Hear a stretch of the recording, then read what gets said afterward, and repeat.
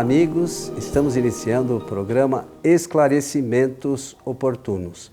É sempre uma alegria podermos estar juntos e falar da doutrina espírita. E o objetivo do nosso programa é esse, trazer as informações doutrinárias. E para isso, nos baseamos sempre nas obras fundamentais da doutrina, que são os livros de Allan Kardec. E como sempre conosco, Milton Felipelli. Tá bom, Milton? Bem, muito obrigado. Uma ótima oportunidade para esclarecimentos oportunos. E por falar nisso, os livros de Allan Kardec são o Livro dos Espíritos, o Livro dos Médiuns, o Evangelho segundo o Espiritismo, o livro O Céu e o Inferno e a Gênese, que foi a última obra publicada por Allan Kardec, em 1868. Todos esses livros esclarecem sobre a vida. Eu, fazendo um resumo, sempre digo que o Espiritismo explica como funcionam as leis naturais. E por causa disso, esclarece a nossa realidade espiritual. Pela oportunidade, desejar a todos que os bons espíritos nos ajudem sempre. Seu Milton, o senhor está preparado? Porque a pergunta é uma pergunta... Vamos ver, penso que podemos colaborar. É uma pergunta objetiva, mas... Bom, posso? Pois não, estamos aqui. Vamos lá. Diz a pergunta: os espíritos se alimentam? Se não comem, do que vivem? Ah, muito interessante. Você pensou que era fácil? Não, é uma pergunta fácil de explicar porque eu aprendi com o Livro dos Espíritos, então quem aprende com o Livro dos Espíritos realmente sabe que tudo é muito simples, né? Bem, antes deixa eu fazer uma explicação então. Muito obrigado a quem fez a pergunta. Obrigado a você por fazer esse suspense né, para nós. Mas eu tenho que fazer uma explicação. Allan Kardec, o codificador do Espiritismo, ele, para realizar o seu trabalho, ele ouviu e leu o que disseram milhares de espíritos. Então, o seu trabalho é com a coletividade de espíritos pelo processo de seleção. O processo de seleção foi a de seleção pelo conhecimento intelectual e conhecimento moral. Então, Allan Kardec só optou por selecionar as comunicações dos espíritos que demonstravam esse conhecimento superior, intelectual e moral. Então o trabalho dele, o primeiro foi esse, reunir essa coleção de comunicações superiores. Depois fez o trabalho de sistematização, de classificação, agrupamento de todos os pensamentos, separação pelos temas dos espíritos. A primeira vez que ele fez isto, ele tinha apenas 501 perguntas, que ele escreveu em sua casa, penso até que trocando algumas ideias com a sua esposa, Amélie Gabrielle, e levava essas perguntas para as reuniões onde os espíritos superiores se comunicavam. E depois, além dessas perguntas que ele fez diretamente aos espíritos, ele recebia também observações de milhares de outros espíritos pela correspondência que recebia, de forma que ele foi centralizando todo esse material num nível tal que ele adotou depois um processo de consenso universal. Ele teve que fazer isso. Não é fácil fazer esse trabalho, porque no tempo de Allan Kardec não existia energia elétrica, não existia máquina de escrever, nem computador. Tudo ele fez manualmente, com velas, lamparinas. Então esse trabalho é um trabalho que aqueles que me assistem, que me ouvem, sabem que ele não é fácil de fazer, muito difícil de fazer, mas ele o fez. Fez porque ele estava preparado para isto, não é? Fazia com gosto, com amor a causa da verdade. Ele, quando percebeu que os espíritos respondiam na proporção das suas perguntas para esclarecê-lo, e depois sugeriram a ele que juntassem tudo e publicasse um livro que seria útil para a humanidade. Vejam a visão dos espíritos. Ele então tomou o máximo cuidado para a elaboração desse trabalho. E ele também fez essa pergunta mesma. Até gostaria que Allan Kardec conversasse com essa pessoa que perguntou aqui conosco, porque realmente o interesse era muito grande. Feito isto, ele depois pôde escrever, publicando o segundo livro com 1019 perguntas, são 1213 na verdade. Eu falei 1001, né? Falei... Não, 1019. 1019. Tem algumas edições que são 1018, outras que são 1019. Isso, mas no total, inclusive com os itens, subitens e alíneas que são colocadas, dá 1213 questões apresentadas definitivamente. Então, notem que o volume é muito grande. Ele não ouviu e não leu apenas de um espírito. Isso é importante, porque hoje, eu noto, as pessoas ficam satisfeitas em ouvir um espírito, em ler o que um espírito escreve, mas isso que as pessoas fazem não é ciência, não é um comportamento de ordem científica. O comportamento de Kardec foi de ordem científica, para fazer essa seleção de temas, de assuntos, de perguntas, respostas que estão lá no Livro dos Espíritos. Então, esse é o primeiro avanzinho que eu quis apresentar aqui em nosso programa. Passo a palavra agora ao nosso querido irmão Antônio Coelho Filho. A base da doutrina está lá no Livro dos Espíritos, como você mencionou.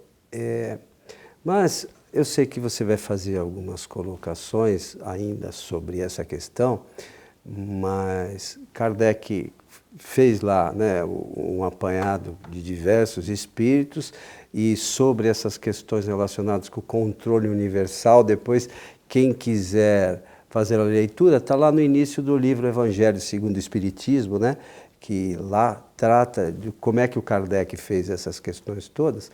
Mas existe uma questão, sabe, Milton, que, embora a gente estude, a gente às vezes esquece. Nós também podemos perguntar para os espíritos. Então, aqui na nossa casa, como nos trabalhos que você participa, eu sei que você pergunta uma série de coisas para os espíritos. Então, essa é uma pergunta que eu já fiz diversas vezes para os espíritos aqui. Você come?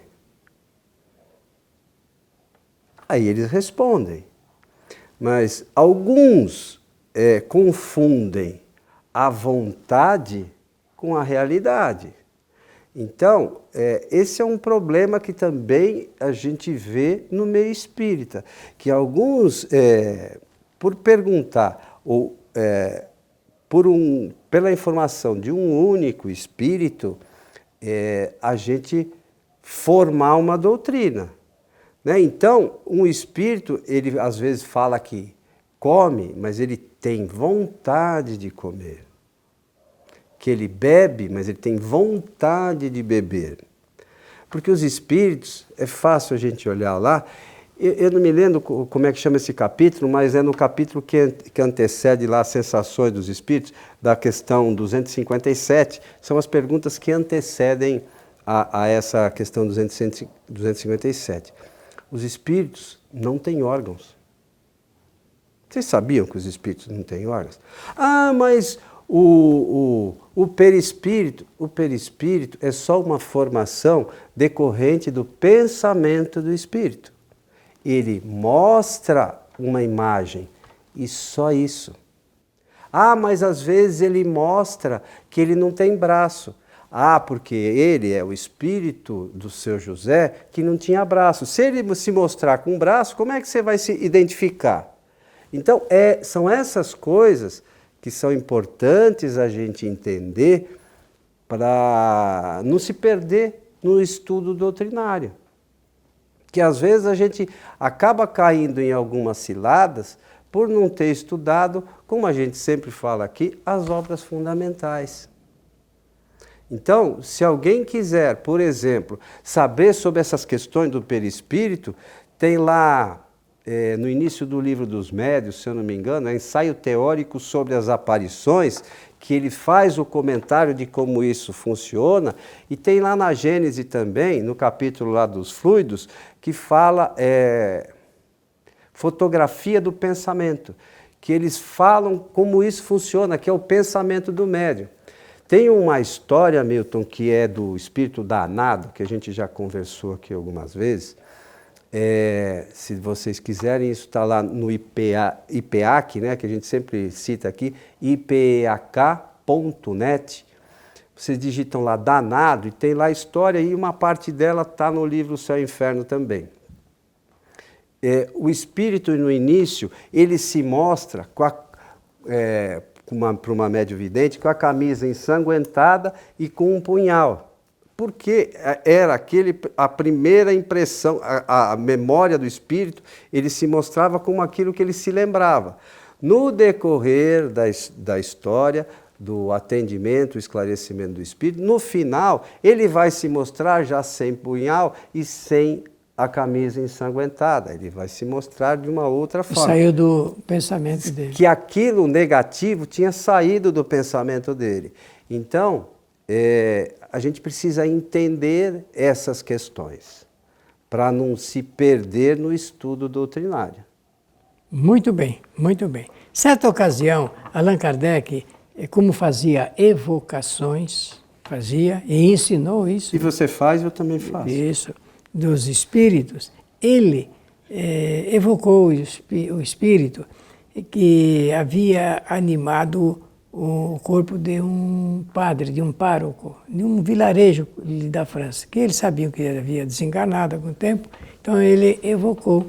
E esse pároco compareceu, conversou boamente com eles, como era da sua natureza, um homem muito bondoso, muito prestativo, fazia obras de ajuda às pessoas necessitadas.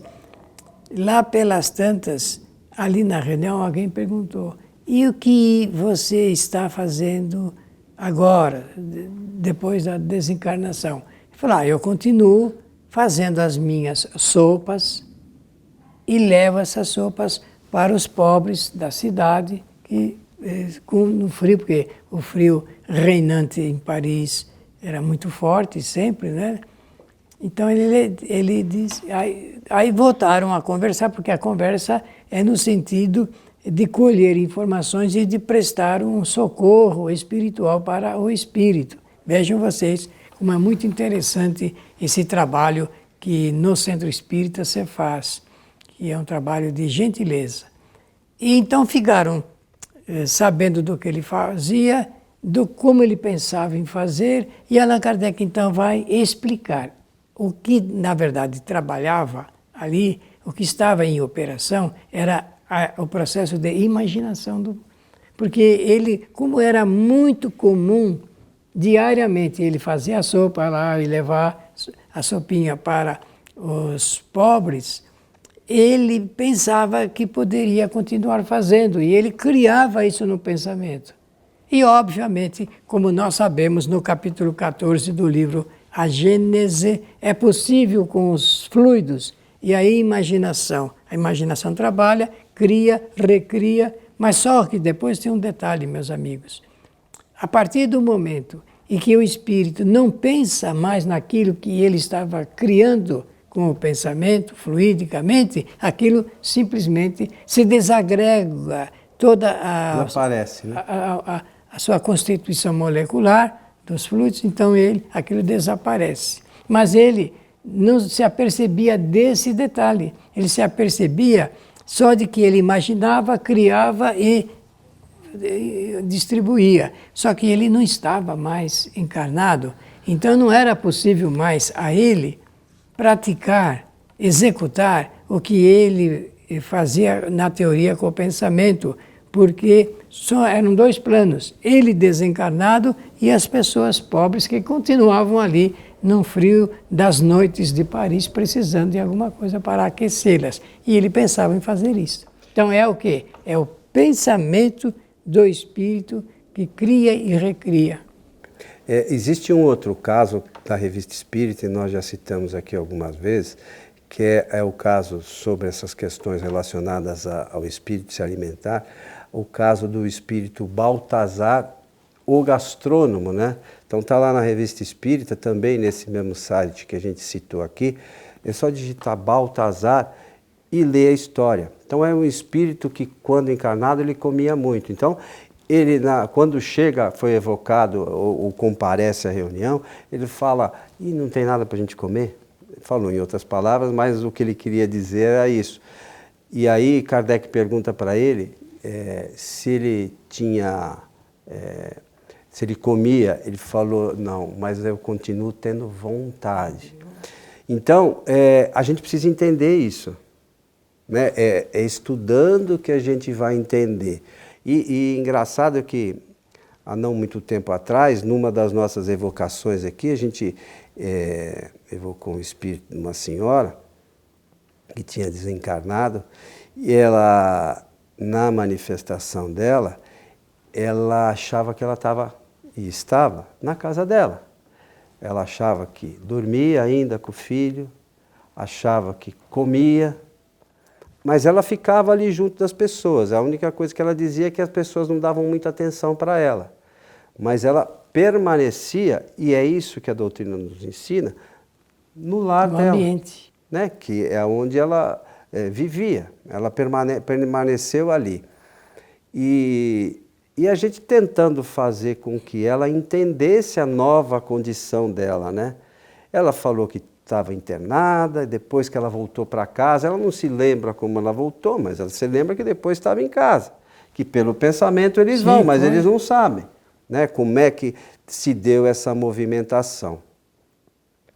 E a gente procurando um meio de fazer com que ela entendesse a nova situação dela. E naquele dia, é engraçado porque a gente sempre tem o auxílio dos espíritos, e veio assim mais ou menos uma pergunta. Pergunta para ela se ela tomou banho. Qual é a última vez que ela tomou banho? E a gente perguntou, qual foi a última vez que a senhora tomou banho? Aí ela tomou, meio que assim, a gente percebeu que ela meio tomou um choque, né? Eu falei, é mesmo? Então você vê, ela acreditava que estava vivendo, como você falou ainda, aquela situação, o pensamento dela fazia com que a imaginação fazia com que ela achasse que estava realmente fazendo aquilo, e estava ali no meio do pessoal, da família, mas ela não tinha se dado conta que tinha retornado para a parte espiritual, e muito menos que não comia mais. Então, nós temos a possibilidade, no Centro Espírita, de trabalhar o que Kardec trabalhou, que são as evocações. E sobre essas questões, não importa muito se o espírito é elevado ou não. Qualquer um de nós pode ser nobre ou a pessoa mais simples, sabe se comeu ou não comeu. Com certeza.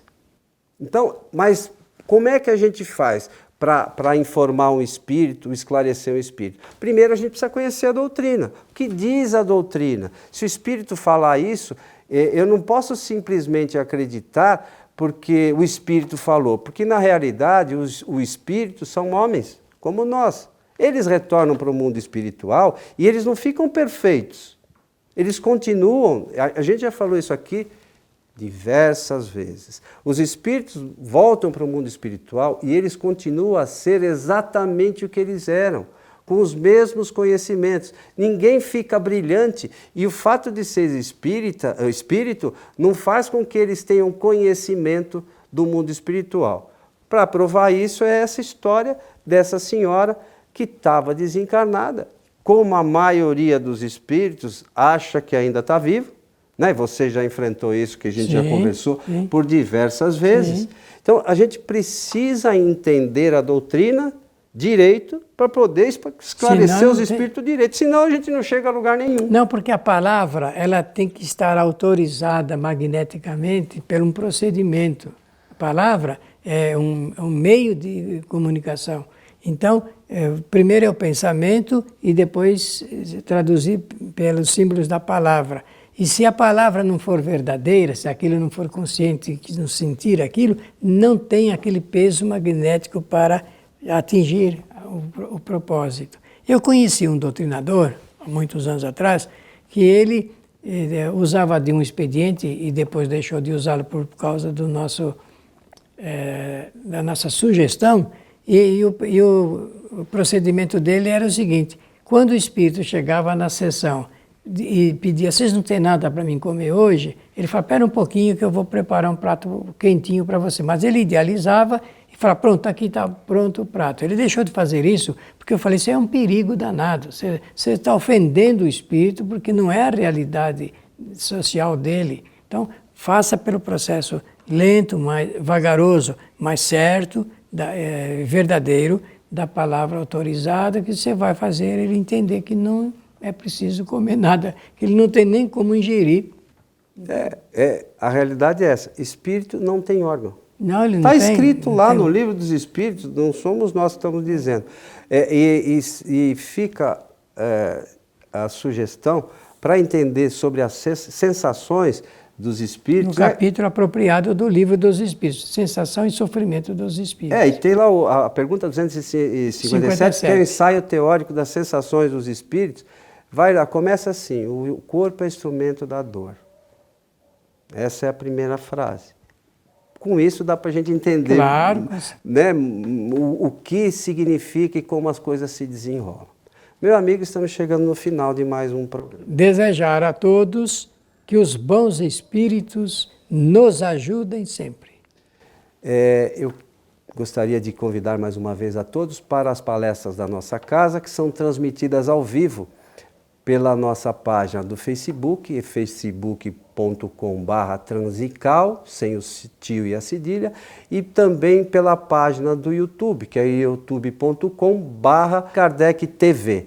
Então as palestras são sempre às quartas-feiras, a partir das 20 horas. E para quem perdeu na quarta-feira, também pode acessar essa página, né, do YouTube, youtube.com/Kardec TV, e todas as palestras, como todos os programas Esclarecimentos Oportunos, estão lá disponíveis. Também podem acessar o nosso site, kardec.tv. Também está tudo lá. A você que esteve conosco, o nosso abraço e até o nosso próximo programa.